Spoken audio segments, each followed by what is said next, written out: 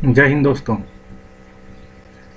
आज मैं आपके सामने एक पटवार का पेपर और पटवार का सिलेबस डिस्कस करेंगे और उसके अंदर जितने भी सारे टॉपिक हैं वन बाय वन स्टडी करेंगे। चलिए शुरू करते हैं। अगर आप इस चैनल पर नए हैं तो चैनल को सब्सक्राइब करें और अपने दोस्तों के साथ शेयर करें। और मैं आपको बताऊंगा कि पटवार का एग्ज़ाम डेट आ चुकी है, उसके लिए कौन कौन से सिलेबस के अंदर टॉपिक हैं और कौन कौन से एरिया पे फोकस करके हम पटवार के अंदर अच्छे मार्क्स अचीव कर सकते हैं और अपनी फाइनल लिस्ट के अंदर अपना नाम जोड़ सकते हैं। तो चलिए शुरू करते हैं एक मोटिवेशनल कोट के साथ। ना संघर्ष ना तकलीफ तो क्या मज़ा है जीने में, बड़े बड़े तूफान थम जाते हैं जब आग लगी हो सीने में। चलिए शुरू करते हैं। एक बार अपने दोस्तों के साथ शेयर कर दीजिए इस वीडियो को, ताकि अपने दोस्तों को पता लगे कि हाँ पटवार का क्या सिलेबस है और पटवार की क्या रणनीति रहनी चाहिए।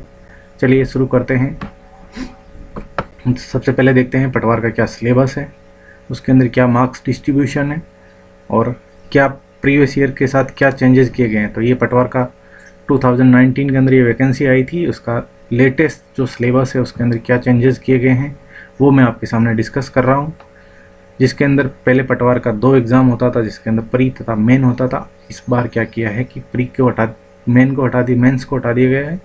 केवल प्री एक ही exam, single exam, one day exam कर दिया गया है। इसके अंदर बहुत सारे चेंजेस किए गए हैं, जिसके अंदर जनरल साइंस, हिस्ट्री, पॉलिटी और इकोनॉमी को जोड़ दिया गया है और geography of India, general knowledge and current affair India का आएगा इसके अंदर। और इसका वेटेज 25% है, टोटल मार्क्स का 25% वेटेज होगा। और ये इसके 38 क्वेश्चन आएंगे, जिसके अंदर मान के चलिए जनरल साइंस के 7 से 8 क्वेश्चन, जनरल साइंस के 7 से 8 क्वेश्चन आएंगे, जनरल साइंस के 7 से 8 क्वेश्चन आएंगे इसके अंदर। और इसके अंदर करंट अफेयर के 5 से 7 क्वेश्चन, वो भी इंडिया लेवल के क्वेश्चन आएंगे।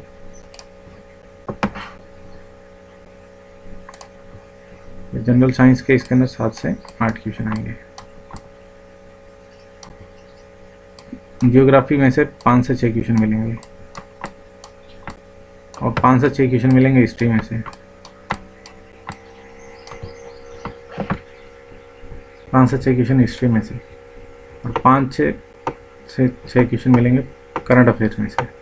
तो इस तरह से पॉलिटी के अंदर से 7 से 8 क्वेश्चन मिल सकते हैं, 7 से 8 पॉलिटी में से क्वेश्चन मिल सकते हैं, क्योंकि पॉलिटी इसके अंदर दोनों दे रखी है, इंडियन पॉलिटी और राजस्थान के रिलेटेड पॉलिटी, क्योंकि इसके अंदर तो इससे पॉलिटी के क्वेश्चन मिल सकते हैं अच्छे खासे। तो इस हिसाब से 25% इंडिया इस जी के वेटेज कर रखता है इसके अंदर। तो ये 76 मार्क्स का आएगा आपके इसके अंदर। और उसके बाद में आएगा राजस्थान जीके। राजस्थान जीके के अंदर राजस्थान की जियोग्राफी, राजस्थान की हिस्ट्री, राजस्थान का art and culture and Rajasthan की पॉलिटी भी आएगी,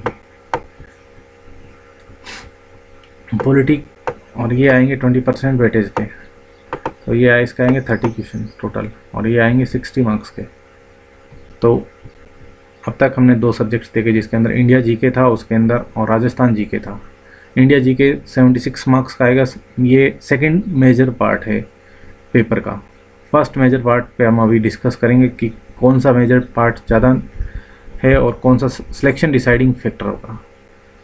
चलिए इसके बाद में आगे डिस्कस करते हैं। इंग्लिश और हिंदी, ये 15% वेटेज की आएगी और 22 क्वेश्चन आएंगे और 44 मार्क्स की आएगी, ये 44 मार्क्स की।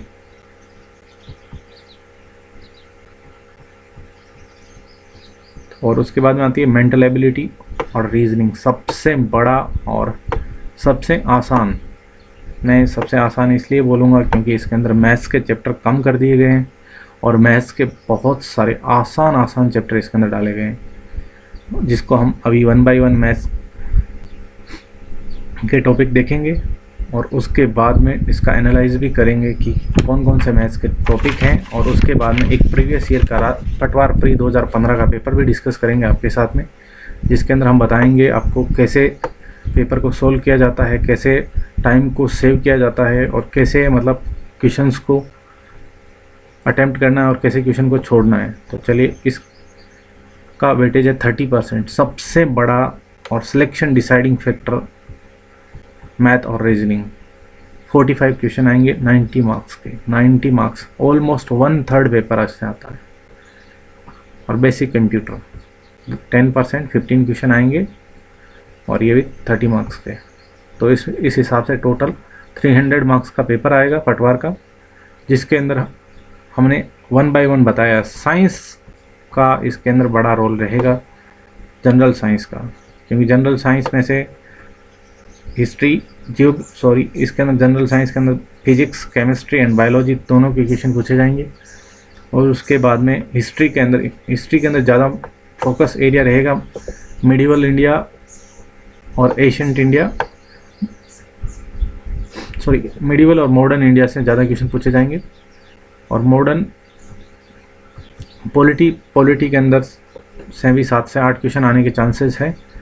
और स्टैटिक जीके जनरल नॉलेज के अंदर इसमें बहुत सारे टॉपिक हैं। स्टैटिक जीके में से 7 से 8 क्वेश्चन बनते हैं। यहाँ पे 7 से 8 क्वेश्चन स्टैटिक जीके के बनेंगे, 7 से 8 क्वेश्चन। तो इस हिसाब से 300 मार्क्स के पेपर का डिस्ट्रीब्यूशन है। और राजस्थान जियोग्राफी और राजस्थान हिस्ट्री और राजस्थान का कल्चर एंड पॉलिटी, ये भी 20 मार्क्स का है। ये 20% वेटेज है और 60 मार्क्स का आएगा। तो पेपर का कुल मिला के हमने बताया कि 300 में से अगर आप के लिए कितनी सिलेक्शन डिसाइडिंग फैक्टर मेरिट रहेगी। अगर आप इसके अंदर आप 210 प्लस मार्क्स लेके आते हैं तो आपका इसके अंदर सिलेक्शन के चांसेस बहुत ज़्यादा है, 210 प्लस मार्क्स। और मैं ये भी बताऊंगा कि किस एरिया से 210 प्लस मार्क्स आप अचीव कर सकते हैं इसके अंदर। चलिए, हमने ये पेपर डिस्कस किया, अभी इसके मार्क्स डिस्ट्रीब्यूशन डिस्कस किया। इसके बाद में हम मैथ्स का सिलेबस डिस्कस करेंगे कि मैथ्स के सिलेबस के अंदर कौन कौन से टॉपिक ऐड किए गए हैं और मैथ्स के सिलेबस के अंदर कौन कौन से टॉपिक आगे हैं, तो उसको डिस्कस करते हैं।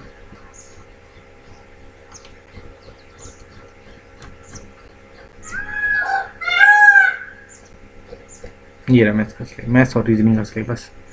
बहुत आसान subject, making series and analogy. इसके अंदर बहुत आसान से क्वेश्चन डाले गए हैं, आसान से chapter, making series and analogy, figure, matrix questions and classification और alphabet test, passage and conclusion, blood relation, coding decoding, direction sense, seating arrangement, input output, number test, making judgement, logical arrangement of word, inserting the missing number on character और mathematical operation. यहाँ से maths start होती है, यहाँ से लेके यहाँ तक थी अपनी रीजनिंग के बहुत ज़्यादा टॉपिक है। मैथ्स के बिल्कुल सेलेक्टेड टॉपिक है। अगर उनके इतने ही टॉपिक कर लेते हैं तो मैथ के अंदर बहुत ज़्यादा मार्क्स आने के चांसेस हाई हो जाते हैं। मैथ्स के अंदर मैथमेटिकल ऑपरेशन डाला गया है। मैथमेटिकल ऑपरेशन में, चलो इसका कलर चेंज कर लेता हूँ थोड़ा सा।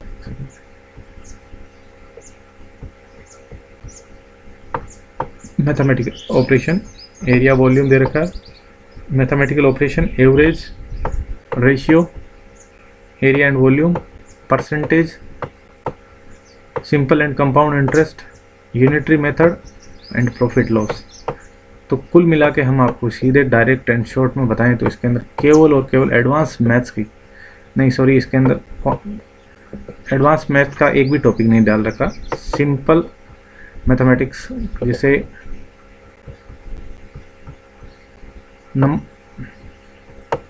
सिंपल मैथमेटिक्स डाल रखी है इसके अंदर। Mathematical operation, average, ratio, area and volume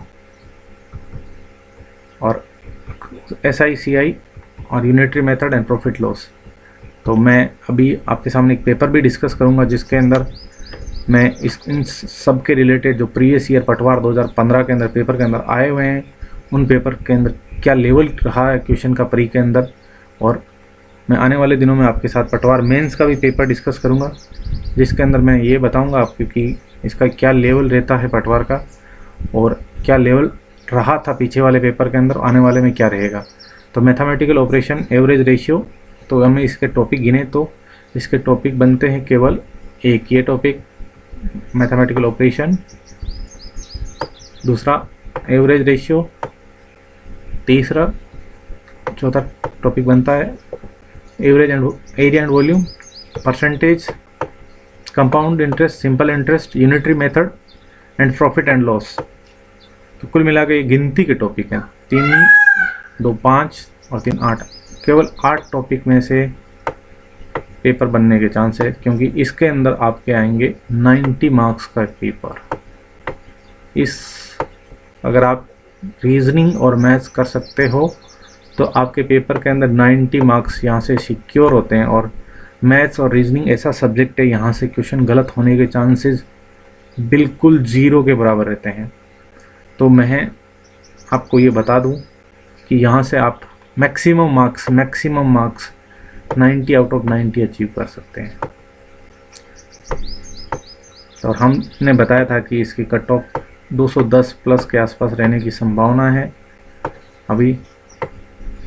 तो अगर आप 90 मार्क्स में से आप 80 या 85 मार्क्स यहाँ से अचीव कर लेते हैं, 80 या 85 मार्क्स, तो आपके बाकी अदर सब्जेक्ट के अंदर मेहनत करने की कम रिक्वायरमेंट रहेगी। अगर यहाँ से आप 80 मार्क्स अचीव कर लेते हैं तो अदर 210 में से आपको फिर 130 मार्क्स लाने की रिक्वायरमेंट रहेगी आपको। अगर मैथ्स और रीजनिंग के अंदर आप कमांड कर लेते हैं तो आपको 130 मार्क्स लाने की रिक्वायरमेंट रहेगी अगर दूसरे सब्जेक्ट में से। अगर मैथ्स का एरिया आपका कमज़ोर है तो बिल्कुल हमारे साथ जुड़िए आप। हम daily chapter wise chapter discuss करेंगे और उसके साथ में प्रीवियस ईयर के क्वेश्चन और आने वाले टॉपिक के रिलेटेड, एग्ज़ाम के रिलेटेड क्या क्वेश्चन बन सकते हैं वो भी हम आपके साथ डिस्कस करेंगे। तो चलिए हम अब डिस्कस करते हैं कि प्रीवियस ईयर 2015 पटवार के पेपर के अंदर क्या क्वेश्चन पूछे गए थे और क्या लेवल था उनका और उनको कैसे टैकल करना चाहिए था। तो यह था अभी तक का हमारा सिलेबस एनालिसिस, जो 2019 के अंदर जो नोटिफिकेशन जारी हुआ था पटवार का, उसके हिसाब से है। और ये लेटेस्ट पैटर्न पे जब अक्टूबर के अंदर पटवार का एग्ज़ाम होगा तो इस पैटर्न के आधार पर 23 अक्टूबर और 24 अक्टूबर को 4 शिफ्ट्स के अंदर एग्ज़ाम होगा। तो उसके अंदर पटवार के इस पैटर्न के आधार पर पेपर आएगा। और आने वाले टाइम में हम आपके साथ डेली एक मॉक पेपर भी डिस्कस करेंगे। जल्द ही हम आपको स्ट्रेटेजी, उसकी मॉक टेस्ट कब होगा और उसका क्या प्रोसेस है, हम आपके सामने डिस्कस करेंगे जल्द ही। तो अब तक का ये था हमारा सिलेबस एनालिसिस और इसके बाद में हम डिस्कस करेंगे अभी का पेपर आपके सामने। तो अब पटवार 2015 का हम आपके साथ ऑफिशियली जो पेपर है, जो हुआ है, वही पेपर एग्जैक्ट आपके सामने रखेंगे और उसी पेपर से आपके साथ जो क्वेश्चन आपके इस 2019 के सिलेबस के रिगार्डिंग है उसका 1 बाय 1 क्वेश्चन डिस्कस करेंगे। तो इसके अंदर, क्योंकि ये पटवार का ओरिजिनल पेपर है, इसके अंदर हमने कोई भी छेड़खानी नहीं की है, क्योंकि ओरिजिनल पेपर जब आपके सामने रखे तो अब आपका कॉन्फिडेंस भी बिल्डअप होगा और इससे आपको सच में पता लगेगा कि क्या लेवल रहता है। और हम आपके साथ इसका 1 बाय 1 सॉल्यूशन भी करेंगे और आपको सारे कॉन्सेप्ट भी क्लियर करेंगे। अगर इसके बावजूद भी कॉन्सेप्ट क्लियर नहीं होते तो आप हमारे डेली रेगुलर क्लासेज के अंदर जुड़िए। हम आपको एश्योरेंस दिलाते हैं कि मैथ्स के अंदर आप मैक्सिमम मार्क्स अचीव कर सकते हैं। मैथ्स और रीजनिंग के अंदर मैक्सिमम मार्क्स अचीव कर सकते हैं। आप हमारे टेलीग्राम चैनल के साथ जुड़िए और हमारे यूट्यूब चैनल पर भी जुड़ सकते हैं। और आप इस वीडियो को देख रहे हैं तो अपने दोस्तों के साथ ज़रूर शेयर करें। अब हम डिस्कस करेंगे पटवार का पेपर आपके साथ। और यहाँ तक तो था मिक्स पेपर, रीजनिंग के क्वेश्चन हैं। यहाँ तक आपको मैं एक बार सारे क्वेश्चंस के साथ रूबरू करवा दूँ कि आपको भी आइडिया हो जाए कि रियल में ये वाला पेपर पटवार 2015 का है। ये देखिए, आप सीरियल नंबर देख सकते हैं और ये पटवार 2015 का पेपर है प्री का। इसके अंदर ये राजस्थान हिस्ट्री के, जियोग्राफी के क्वेश्चन है। जिसके अंदर ये वाला पूछा गया है कि चोटियों के बारे में सही आरोही क्रम पूछा गया है, टोडगर इसके अंदर, और ये त्रिवेणी संगम के बारे में पूछा गया है, वेगोद, राजमहल, रामेश्वर घाट और बेणेश्वर के बारे में, और ये कोपेन का क्लासिफिकेशन पूछा गया है। तो उसके हिसाब से अब आप ये मैथ्स का पेपर मैं आपके साथ डिस्कस करूंगा, और रेस्पेक्टिवली अदर सब्जेक्ट के भी पेपर इस चैनल पे आपके साथ डिस्कस किए जाएंगे, और जल्द ही आपको वीडियोज़ अवेलेबल होगा। तो मैं मैथ्स के क्वेश्चन जहाँ से स्टार्ट होंगे मैं वहाँ से आपको ले चलता हूँ।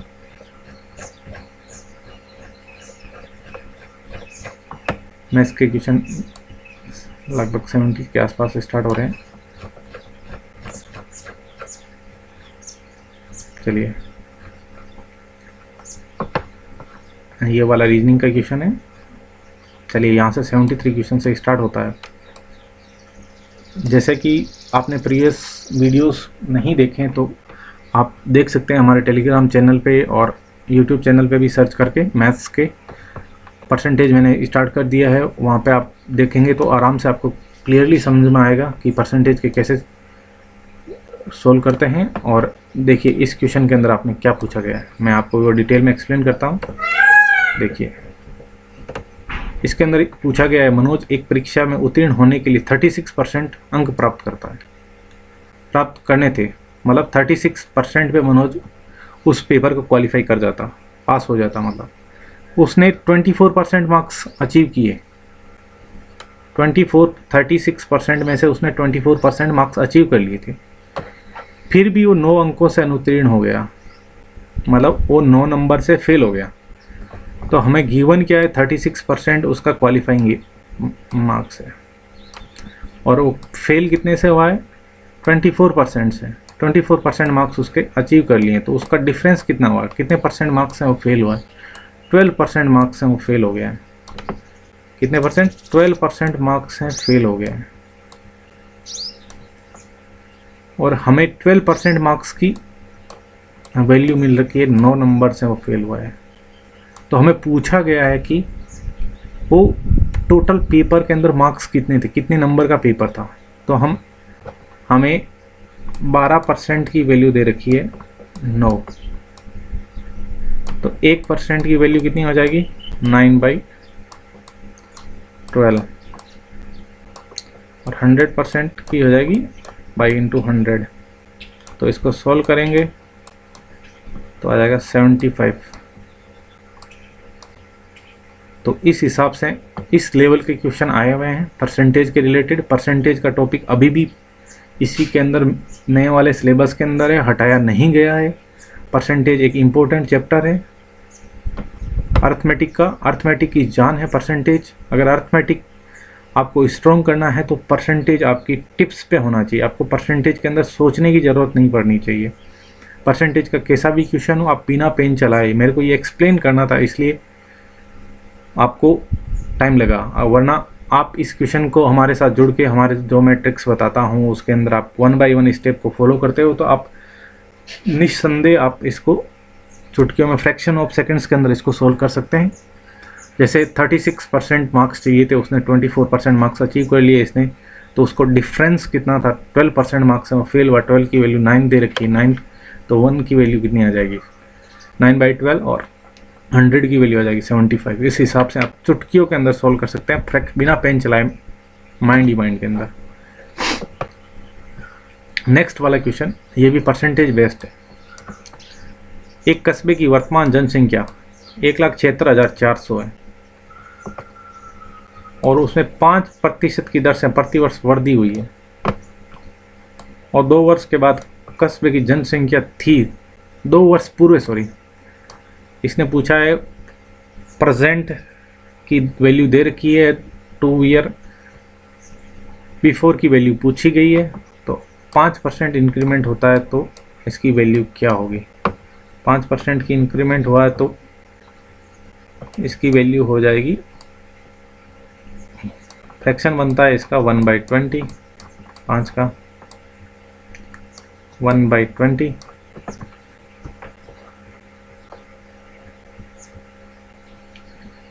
तो फ्रैक्शन मेथड से हम आपको बाद में एक्सप्लेन करेंगे, इसके बाद में एक्सप्लेन करेंगे फ्रैक्शन मेथड से।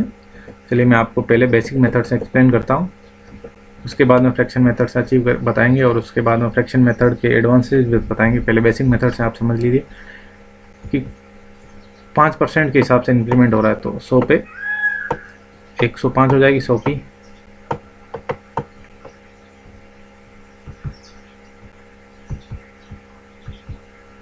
100, वही सेम 100 पे 105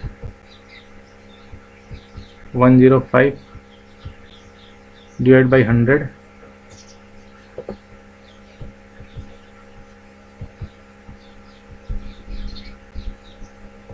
इस हिसाब से मान लेते हैं इसकी पॉपुलेशन P थी, तो इसको सॉल्व करेंगे।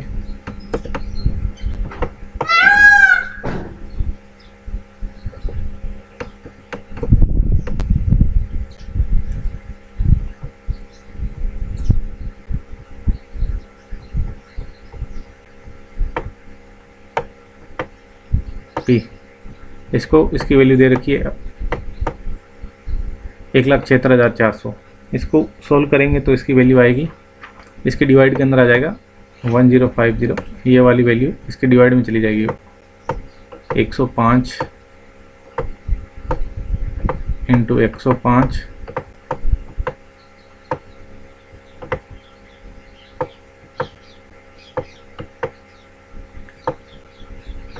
ये इंटू 100 इसके अंदर मल्टीप्लाई में आ जाएगा,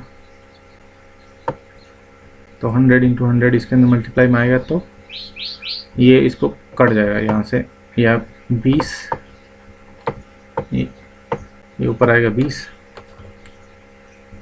ऊपर आएगा 20,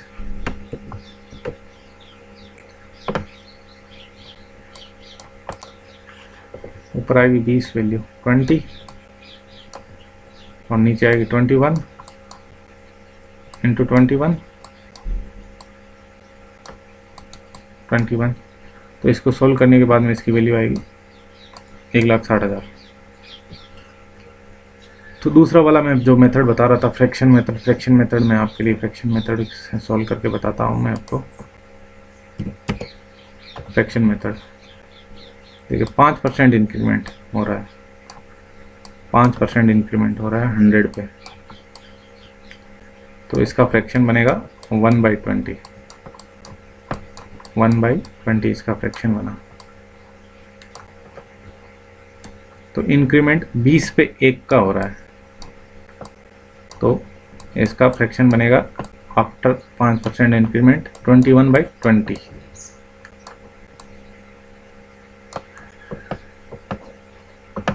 और सेम इंक्रीमेंट 5% का हो रहा है, तो 21/20, और इसकी वैल्यू दे रखी है, मान लेते हैं तो इसकी पॉपुलेशन थी पहले P, ये P into 21 into 21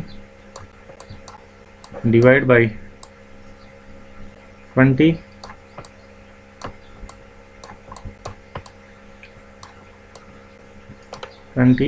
equals to 1,76,400। इसको सोल्व करेंगे तो इसकी वैल्यू आ जाएगी 1,60,000।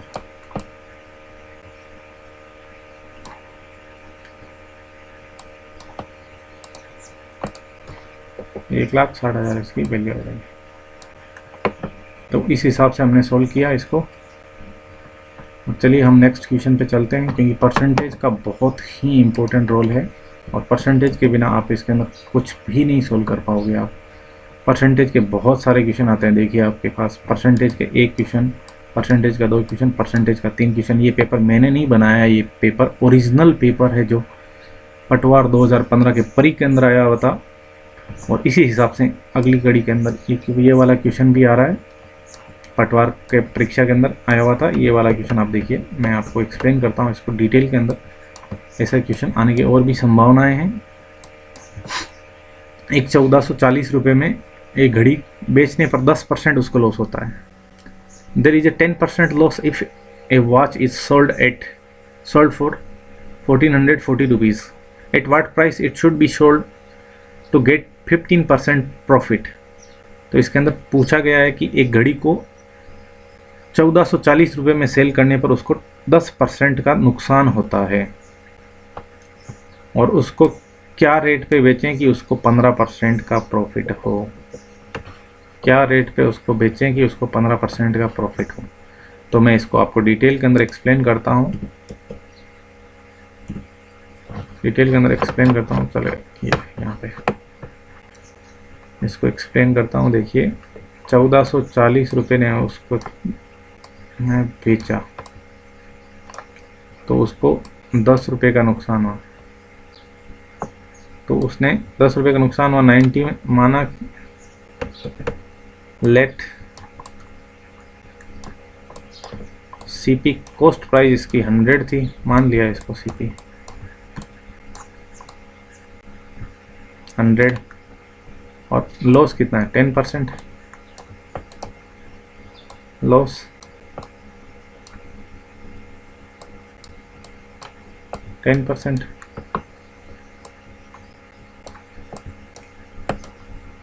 लॉस है 10%, लॉस 10%। तो सेलिंग प्राइस हो जाएगी इसकी 90 एसपी।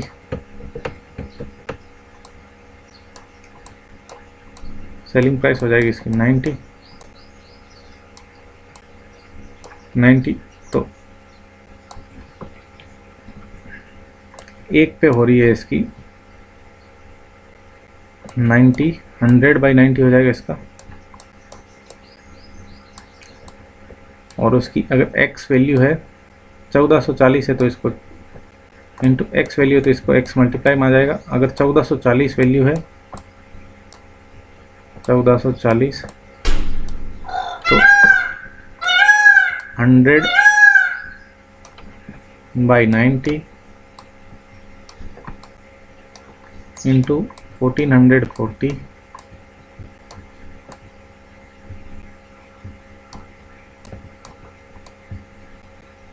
1440। इसको कट किया तो इसको सोल्व किया तो इसकी वैल्यू आई 1600 रुपये। ये 1600 रुपये इसकी कॉस्ट प्राइस आ गई है। और अब इस पे 1600 रुपये पे उसको चाहिए 15% प्रॉफिट इंटू 15। आप टेंशन मत लो, मैं इसको आप शॉर्ट ट्रिक से भी बताऊंगा कि कैसे 1 सेकंड में इसको आंसर ऊपर सॉल्व कर सकते हैं। मैं तो ये आपको एक्सप्लेन करने की बता रहा हूँ कि आपके कॉन्सेप्ट भी बने और आपको पता लगे कि वास्तव में ऐसे पेपर में क्वेश्चन आते हैं। ये इसका आएगा 240, इसको आगे सोल्व किया, इसको 240 ऐड किया 1600 में 1840।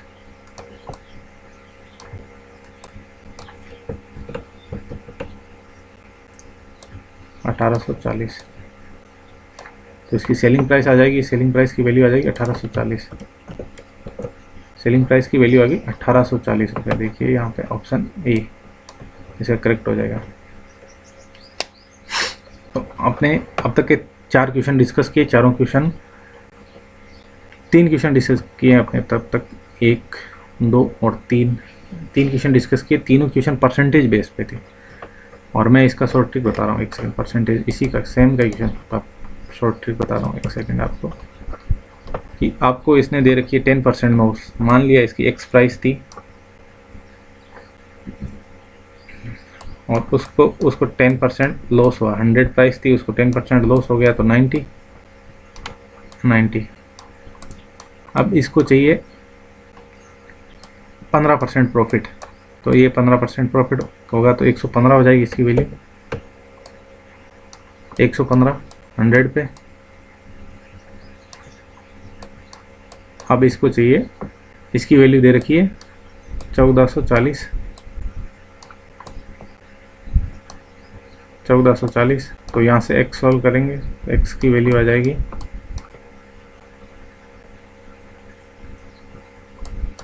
1840। तो ये वाला एकदम शॉर्ट ट्रिक अगर आप हमारे साथ जुड़ोगे तो हम आपको एकदम बिल्कुल डिटेल के अंदर एक 1 बाय 1 टॉपिक वाइज बताएंगे कि कैसे सोल्व करते हैं, इसकी क्या वैल्यू रहती है और कैसे इसके फ्रैक्शन को कन्वर्ट करते हैं और कैसे 1 सेकंड के अंदर इसको क्वेश्चन को सॉल्व करते हैं। आपको पेन चलाने की ज़रूरत नहीं है कि मैं आपको एक्सप्लेन कर रहा हूँ यहाँ पे इसके 1 बाय 1, इसलिए आपको लग रहा होगा सर इतना टाइम कंज्यूम कर रहे हैं हमारा। नहीं, बिल्कुल नहीं है। इसके आपको कॉन्सेप्ट बनेंगे आपके, और आपको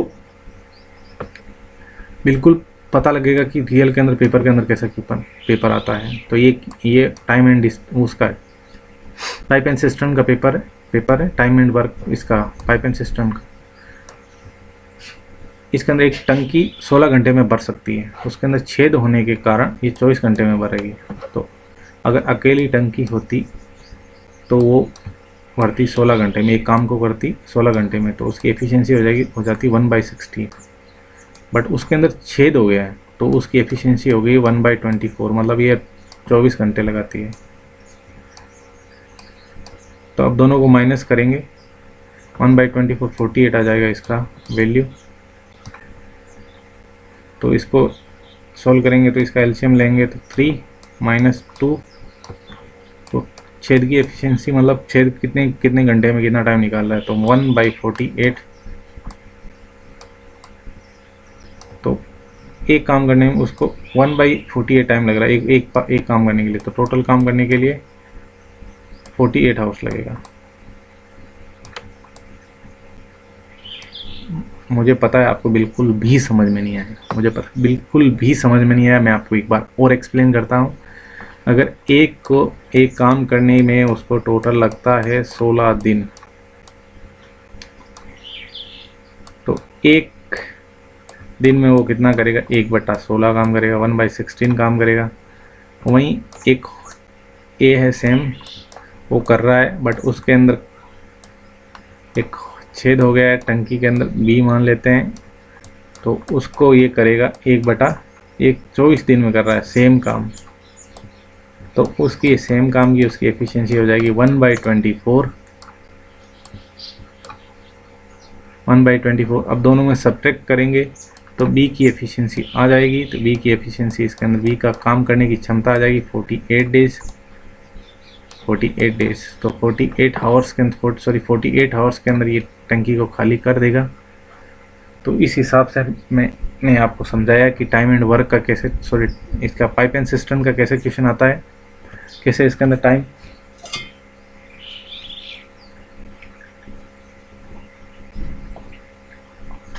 पानी पीने पड़ा।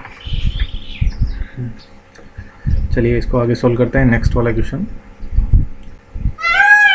ये भी कंपाउंड SICI का क्वेश्चन है और SICI हमारे सिलेबस के अंदर डिफाइंड है। तो हमें SICI का क्वेश्चन को कैसे सोल्व करते हैं मैं इसको आपको शॉर्ट ट्रिक से बताऊंगा। इसके अंदर अभी हम पूरा कन्वेंशनल मेथड नहीं डिस्कस करेंगे, क्योंकि कन्वेंशनल मेथड आपके एग्ज़ाम, कम्पिटिटिव एग्ज़ाम के लिए नहीं बना हुआ।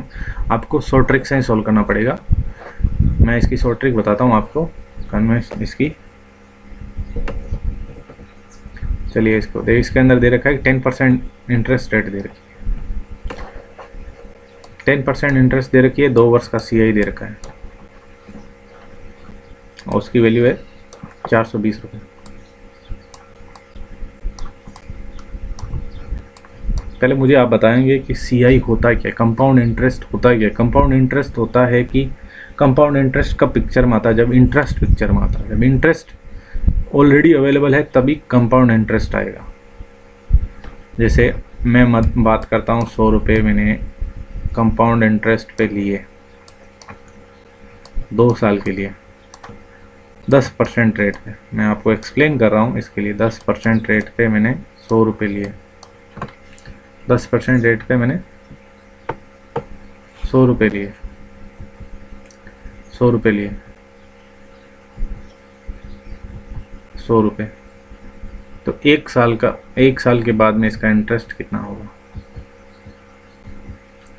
1 साल बाद में इसका इंटरेस्ट कितना होगा, 10 रुपये।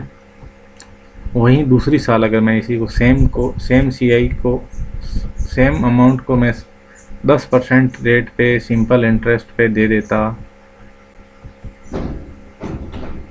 10% रेट पे दे देता, तो इसका क्या वैल्यू आता, वहीं सेम 10 रुपये। बट अब क्या है कि 2 साल के लिए होता तो मुझे 10 रुपये पे कंपाउंड इंटरेस्ट और देना पड़ता है, इंटरेस्ट और देना पड़ता है। ये क्या है, ये क्या है, इंटरेस्ट है। ये क्या है, इंटरेस्ट है पहले साल का। अब इस साल पे अगर मैं इस 10 रुपये पे इंटरेस्ट दूंगा तो ये हो जाएगा कंपाउंड इंटरेस्ट, ये हो जाएगा कंपाउंड इंटरेस्ट। तो इसकी वैल्यू हो जाएगी 1 रुपीज़, 10 का 10% हो जाएगा 1 रुपीज़। तो इस हिसाब से मुझे 100 रुपीज़ पे 10% की रेट से मुझे 2 साल का इंटरेस्ट देना पड़ेगा 21 रुपीज़। तो इसी तरह से हम इसको सॉल्व करेंगे। ये तो मैंने समझाने के लिए सॉल्व किया है। अगर ये 400 दे रखा है तो मैं इसको सीधे डायरेक्ट ही ऑप्शन से ही कर दूंगा। मैं इसको, मुझे देखने की भी ज़रूरत नहीं पड़ेगी, क्योंकि 420 रुपये दे रखा है। अगर इसका 200 रुपये होता पहले साल का इंटरेस्ट और दूसरे साल पे का भी इंटरेस्ट 200 रुपये होता तो ये होता था 400 रुपये, बट इसका दे रखा है 420 रुपये।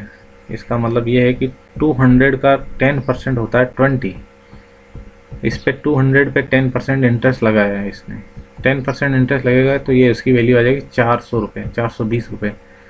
और मुझे 3 साल का CI पूछा गया है, तो 3 साल का CI उसी सेम अमाउंट पे 200 रुपीज़ में इसमें और ऐड कर दूंगा तो 600 रुपीज़ इसका आंसर हो जाएगा।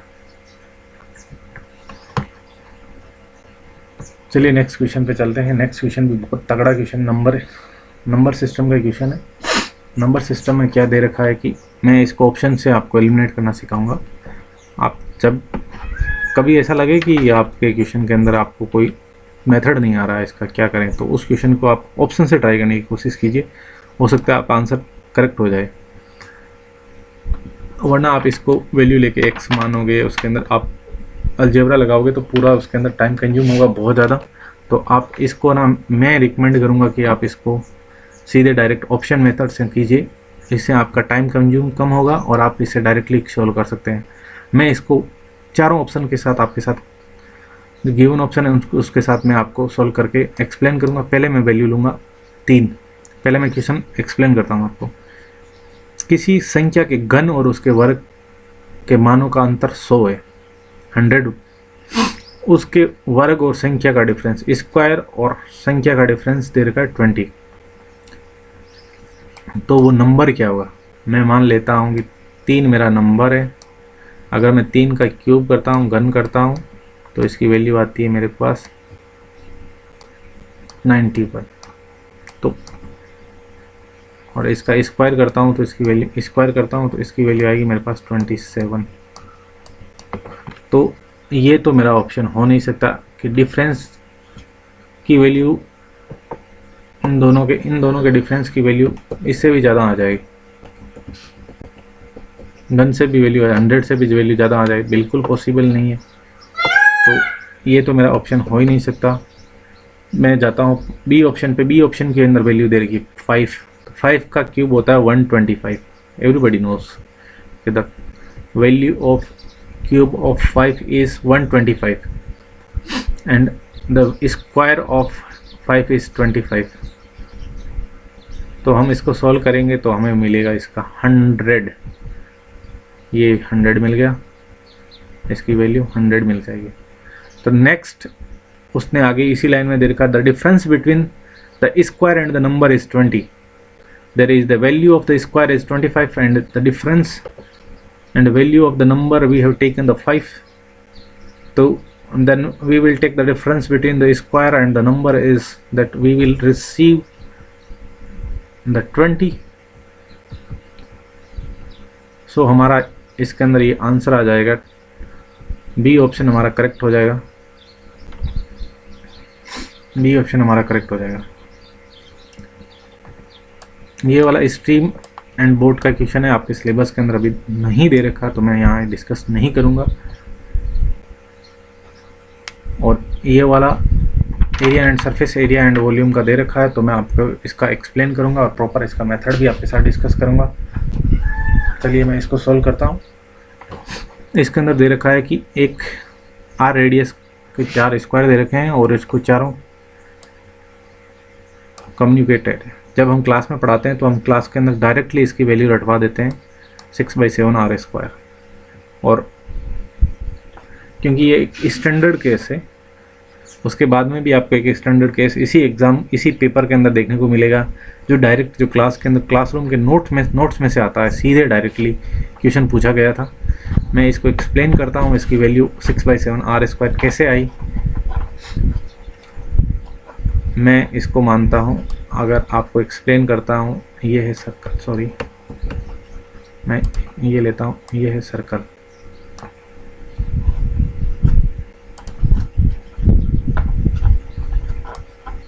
अगर मैं इसको 4 इक्वल पार्ट में डिवाइड कर देता हूँ, 4 इक्वल पार्ट में डिवाइड कर देता हूँ, तो ये वाला भी सेम वैसी ही कंडीशन है इसकी भी सेम वैसी ही कंडीशन। अगर मैं इसको लाइन से जोड़ता हूँ, इसको लाइन से कनेक्ट करता हूँ, तो आप देखोगे तो ये 2r रेडियस का 2r लेंथ का एक स्क्वायर बन जाएगा, जिसकी साइड हो जाएगी 2r, साइड हो जाएगी 2r। तो इसका स्क्वायर का एरिया क्या होगा? स्क्वायर का एरिया हो जाएगा 4r²।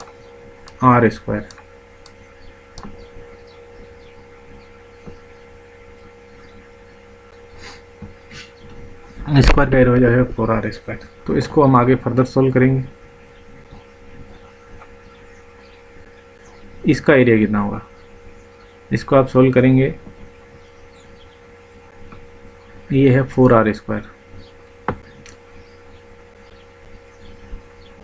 4r², इसका एरिया आएगा 4r²। तो अब इसका मतलब मैं अगर 4 सर्कल, एक सर्कल है, इसको मैं 4 इक्वल पार्ट्स में डिवाइड कर देता हूँ। मैं ये वाला पोर्शन में अलग ले जाता हूँ। अगर ये वाला पोर्शन है, मैं इसको अलग कर देता हूँ, इसको पोर्शन को अलग कर देता हूँ, इसको अलग कर देता हूँ, और इनको आपस में इन्हीं पोर्शन को मैं आपस में कनेक्ट कर देता हूँ। तो ये वाला पोर्शन आएगा, ये वाला, और ये वाला पोर्शन, ये वाला पोर्शन, चारों आपस में मिलके एक सर्कल बनाएंगे। चारों मिलके आपस में एक सर्कल बनाएंगे। इसका एरिया अगर मैं माइनस कर देता हूँ, इसके अंदर 4r² माइनस है πr²,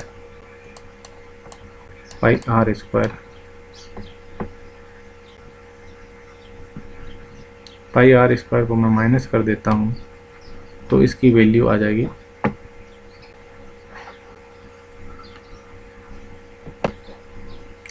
4r² माइनस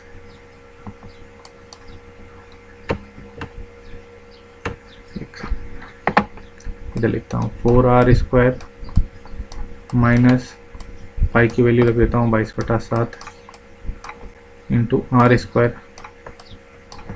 अब r की वैल्यू आ जाएगी 27, r की वैल्यू आ जाएगी 7 का मल्टीप्लाई करेंगे 4 से 28 माइनस 22, r² तो आएगा यहाँ से कॉमन मल्टीप्लाई के अंदर, r², ये इसकी वैल्यू आएगी 28r²,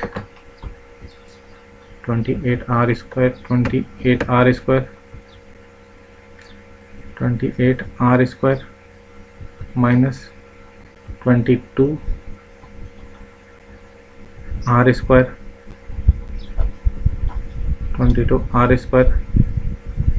यहाँ 28 में से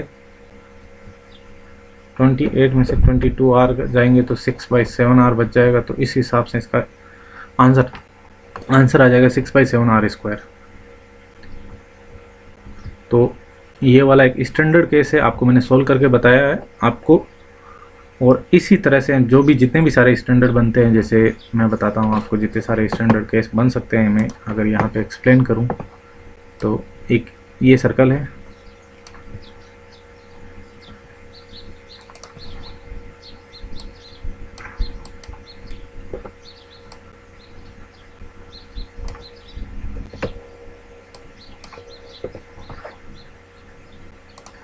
बहुत बार ऐसा होता है कि 3 सर्कल दे रखे होते हैं, सॉरी एक ऐसे, एक ऐसे,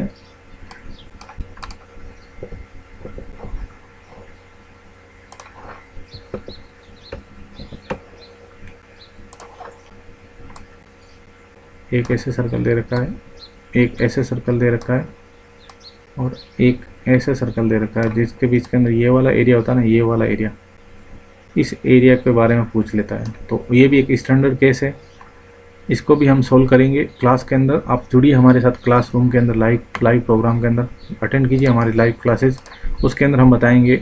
और एक ट्राइंगल के अंदर कैसे जाता है, वो भी एक स्टैंडर्ड केस है, हम आपको एक क्लासरूम के अंदर नोट्स के अंदर लिखवा देते हैं। और मैं वही एक केस और बताऊंगा जो एग्ज़ाम के अंदर डायरेक्टली इसी पेपर के अंदर जो डायरेक्टली स्टैंडर्ड केस से क्वेश्चन आया हुआ है, वो भी मैं अभी सॉल्व करवाऊंगा।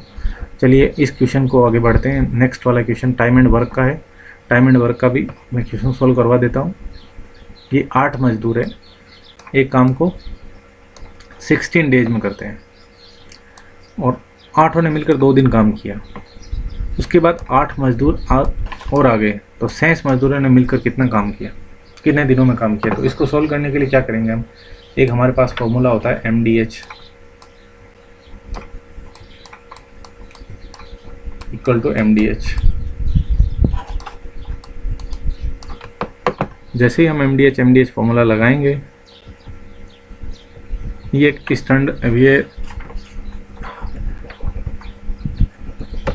मैन डेज आवर MDH का फॉर्मूला है MDH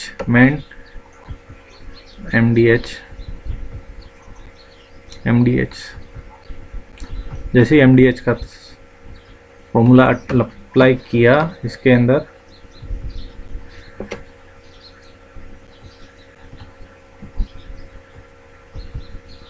MDH इसके अंदर मैन डेज और कितने हैं, मैन डेज 8 मैन और 16 डेज में कर रहे हैं काम, ये 16 डेज।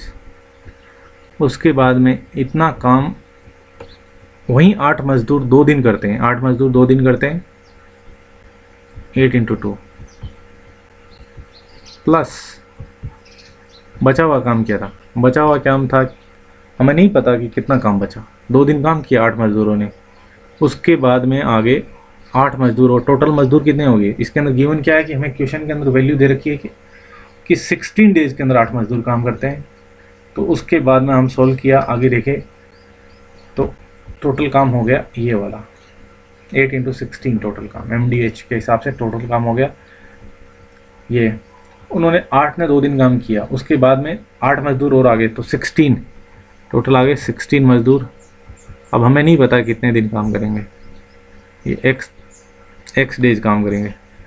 तो इसको सॉल्व करेंगे,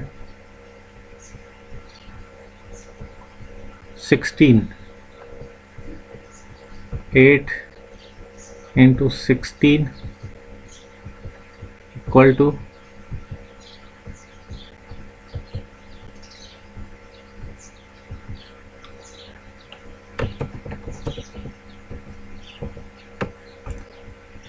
तो इसको सॉल्व करेंगे, ये हो जाएगा 16, ये भी 16 को डिवाइड लगा देंगे तो बचेगा 8 और इक्वल टू 1 + x। तो x की वैल्यू आ जाएगी 7 डेज, 7 तो 7 दिन के अंदर बचा हुआ काम करेंगे। तो ये इतना काम था जो बचा हुआ था, जो 7 डेज के अंदर करेंगे। तो चलिए हम नेक्स्ट वाला क्वेश्चन सॉल्व करते हैं आपके साथ। अभी तक हमने जितने भी सारे क्वेश्चन किए हैं उसके अंदर हमने आपको साथ में कॉन्सेप्ट भी क्लियर करवाए हैं, और इसके अंदर जितने भी सारे क्वेश्चन बन सकते थे नेक्स्ट तरीके के, और क्या प्रोबेबिलिटी है कि इस एग्ज़ाम के अंदर आपके क्वेश्चन बने, तो उस हिसाब से मैंने सॉल्व करवाए हैं। तो चलिए अगला क्वेश्चन डिस्कस करते हैं आपके साथ। जो मैं बता रहा था ये वाला कि एग्जैक्ट डायरेक्ट क्वेश्चन आता है जिसके अंदर जो स्टैंडर्ड केस होता है, जैसे मैं बता रहा था आपको कि एक ट्राइंगल के अंदर एक सर्कल डाल दिया, उसका एरिया निकालो। आप एक रेक्टेंगल के अंदर एक सर्कल डाल दिया, उसका एरिया निकालो। तो ये एक स्टैंडर्ड केसेज है। आप हमारे साथ क्लासेज के अंदर जुड़िए, हम आपको सीधे डायरेक्ट हम आपको ट्रिक भी बता देंगे इसको। और अब हम यह क्वेश्चन यहाँ एग्ज़ाम के अंदर आ रखा है, तो इसको मैं आपको सॉल्व करवाता हूँ स्टेप बाय स्टेप, ताकि आपके कॉन्सेप्ट बने और आपको क्लियरिटी हो कि हाँ किस लेवल के इक्वेशन आते हैं और किस तरह से सॉल्व करते हैं इसको मैं बताता हूँ आपको। इसको सॉल्व करने के लिए क्या है कि ये रेक्टेंगल दे रखा है, मैं इस रेक्टेंगल के एरिया में से सर्कल का एरिया निकाल दूंगा, तब मेरे पास कौन कौन सा एरिया मिलेगा, ये वाला एरिया मिलेगा। अगर आप रेक्टेंगल में से सर्कल का एरिया निकाल दोगे तो आपको टोटल ये वाला एरिया मिलेगा। अपने को केवल ये वाला एरिया से निकालना है। इस एरिया को निकालने के लिए क्या करना पड़ेगा कि मैं जो बचेगा, जो एरिया आएगा, मान लीजिए मैं x एरिया बचता है, उस x एरिया को मैं 4 से डिवाइड कर दूं तो मुझे मेरा जो रिक्वायर्ड एरिया है ये वाला, उसकी वैल्यू आ जाएगी। 4 से क्यों डिवाइड किया सर? तो 4 से इसलिए डिवाइड किया कि 4 इक्वल पार्ट्स में बटा हुआ है, इसलिए हम इसको 4 से डिवाइड करेंगे। इसको जैसे 1 मीटर रेडियस है इसकी, तो सर्कल का एरिया हो जाएगा पाई आर स्क्वायर, और इस स्क्वायर का एरिया हो जाएगा 4, स्क्वायर का एरिया हो जाएगा 4। 4 कैसे आया? अगर ये वाली लेंथ r 1 मीटर है तो ये वाली लेंथ भी आपकी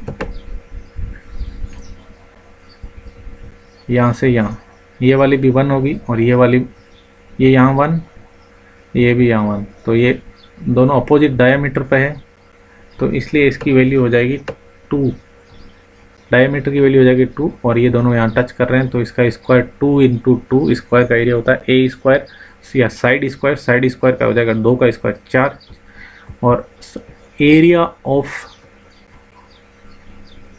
circle pi R square. Circle का एरिया निकालेंगे, वृत्त का एरिया निकालने के लिए पाई आर स्क्वायर का फॉर्मूला होता है। हम बिल्कुल बेसिक्स हैं, अभी ये पेपर डिस्कस कर रहे हैं, इसलिए मैं बिल्कुल सारी बेसिक्स आपको इसके अंदर बता नहीं सकता, क्योंकि बहुत सारा टाइम कंज्यूम होगा, मुझे बहुत सारे क्वेश्चन भी करवाने हैं वो, इसलिए इसका एरिया हो जाएगा पाई, और आर की वैल्यू कितनी दे रखी है, या आर की वैल्यू आएगी 1, और आर की वैल्यू 1 है, 1 का स्क्वायर हो जाएगा 1।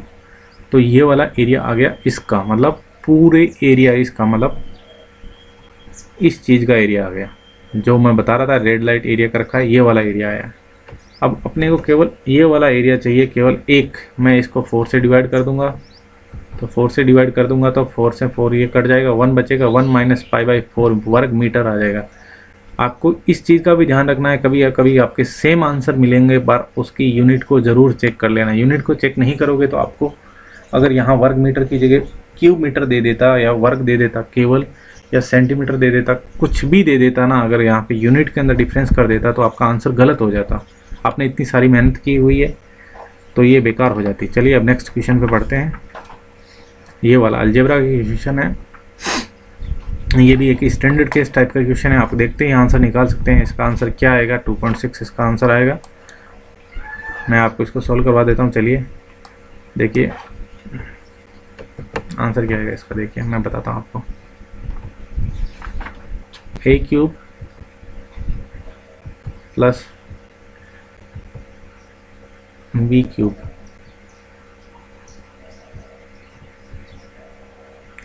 बी क्यूब को सॉल्व करेंगे आप तो इसका फॉर्मूला होता है a plus b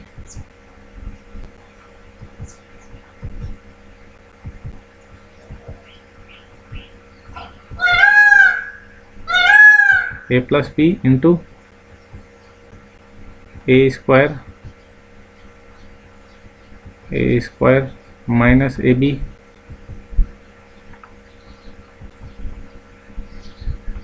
into plus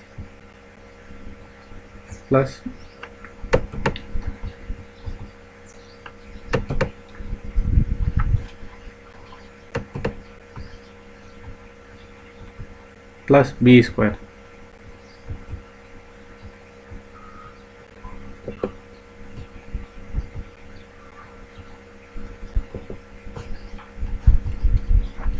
plus b square. आपको जैसे ही इसके अंदर फॉर्मूला के अंदर वैल्यू पुट करोगे तो इसकी वैल्यू आ जाएगी। जैसे अब इसकी वैल्यू दे रखी है, इसको मैं ए क्यूब प्लस बी क्यूब को मैं इसके नीचे डिवाइड के अंदर लेके जाऊंगा। ये वाला इसके अंदर डिवाइड के नीचे आएगा तो ये वाला सेम फॉर्मूला बन जाएगा। इसके एक ही वैल्यू दे रखी है 2.3 2. 2.3 प्लस बी की वैल्यू दे रखी है 0.3,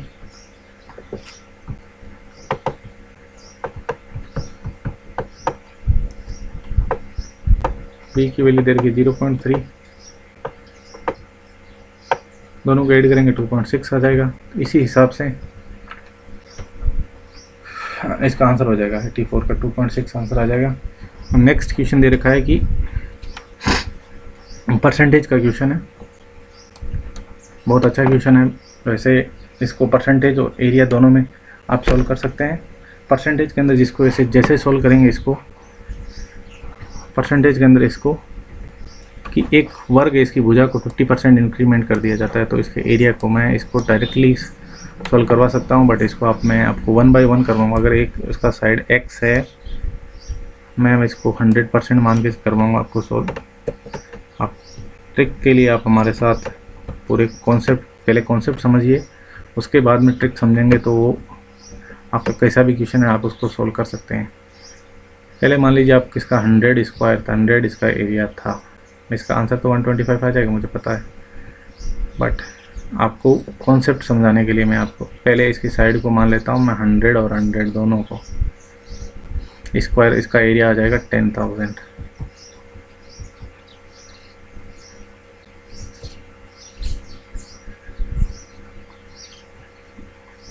फिर उसके अंदर क्या किया, 50% इंक्रीमेंट कर दिया, तो इसकी साइड हो जाएगी 150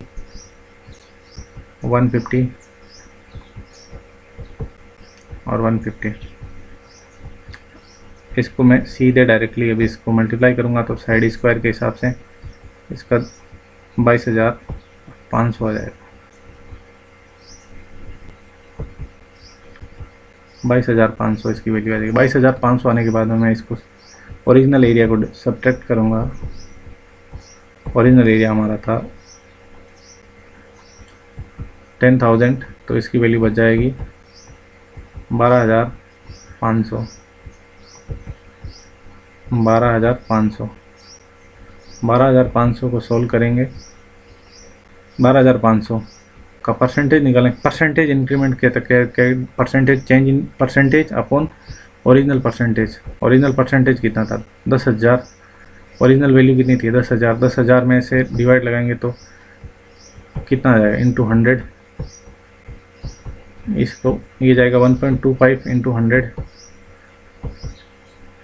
तो इसकी वैल्यू आ जाएगी 125%।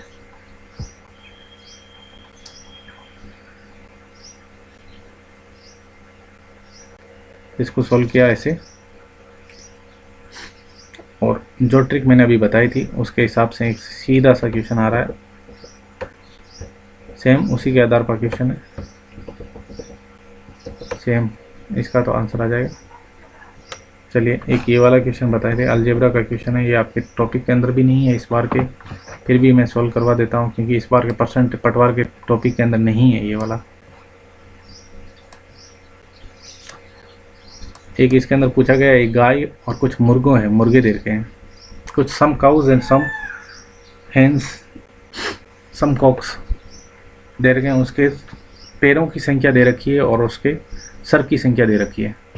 तो सर और पैरों की संख्या दे रखी है तो अलग अलग है, तो उसके अंदर हाउ मैनी काउस और हाउ मैनी हॉर्सेज, मतलब मुर्गे हैं, चलो ठीक है।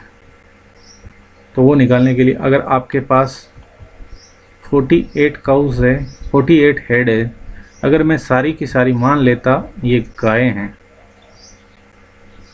मैं मुर्गे मान लेता हूँ, तो अगर एक मुर्गी के कितने पैर होते हैं 2,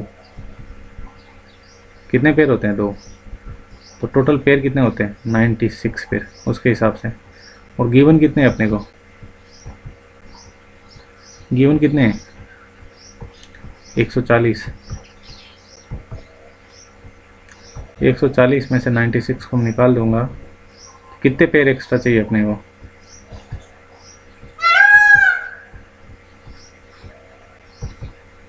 ये आ जाएगा 44। और इसी 44 को मैं, अब देखो अपने को 44 पैर एक्स्ट्रा चाहिए। 44, एक गाय के कितने 4 पैर होते हैं, तो एक गाय होगी तो 2 पैर एक्स्ट्रा होंगे, तो मतलब 44 पैर चाहिए, तो मतलब 22 गायें एक्स्ट्रा चाहिए। तो इस हिसाब से चुटकियों के अंदर आप सॉल्व कर सकते हैं, क्योंकि अब मैं डिटेल के अंदर इसको कॉन्सेप्ट में कैसे किया, अगर आप इसको सेम मैं मुर्गी की जगह गाय मान के करता हूँ तो मैं आप गाय को मान करके मैं आपको सॉल्व करके बता देता हूँ। अगर मैं 48 की 48 में गायें मानता, हरी के पास सारी की सारी गायें हैं और उसके पास एक गाय के पास अपने को पता है 4 पैर होते हैं, तो 8 4 जा 32, 4 3 12, 56, 12 3 15, ठीक है 152।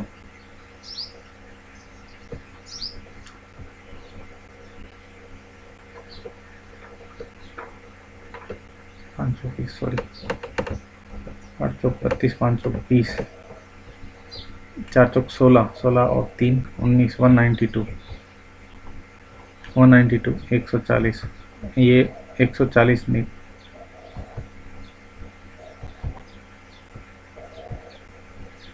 52 आ जाएगा, 52। अब हमें पता है 52 पैर एक्स्ट्रा है, 52 पैर एक्स्ट्रा मतलब कि 26 कितने मुर्गे कितने हैं, 2 से डिवाइड करेंगे 26, 26 माइनस 48, 52 में से 48 में से 26 निकाल देंगे तो 22 आ जाएगा। तो इस हिसाब से आप किसी को मान के सॉल्व कर सकते हैं, आपके लिए कोई समस्या नहीं होगी, सॉरी। और अगर आप मुर्गी को मान के सॉल्व कर रहे हैं तो उसको 2 से मल्टीप्लाई करेंगे, अगर गाय को मान के सॉल्व कर रहे हैं तो 4 से मल्टीप्लाई करेंगे और जो बचता है उसको सब्ट्रैक्ट कर देंगे, उसी हिसाब से सॉल्व करना पड़ेगा। चलिए हम नेक्स्ट क्वेश्चन पे आ जाते हैं। और ये वैसे अभी पटवार के सिलेबस में है नहीं तो आपको इतना टेंशन लेने की ज़रूरत नहीं है, फिर भी हम इसको सॉल्व करवा दिए हैं आपको। तो ये वाला क्वेश्चन अभी हमने डिस्कस किया है, सीधे इसका आंसर आपको लगाना होगा। मैं बता देता हूँ एक बार फिर, ये एक स्टैंडर्ड केस है, फॉर्मूला बेस्ड क्वेश्चन है। a³ + b³ का दे रखा है, a³ + b³ upon a² minus ab plus b²।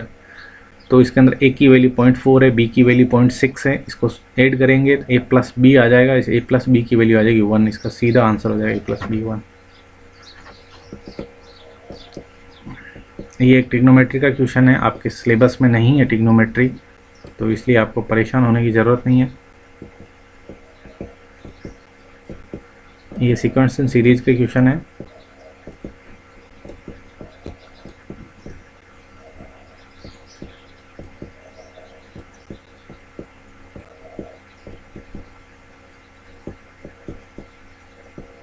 चलिए इसी क्लास को अब यहीं तक ख़त्म करते हैं, हम मिलते हैं नेक्स्ट क्लास के अंदर, क्योंकि वीडियो बहुत बड़ा हो रहा है।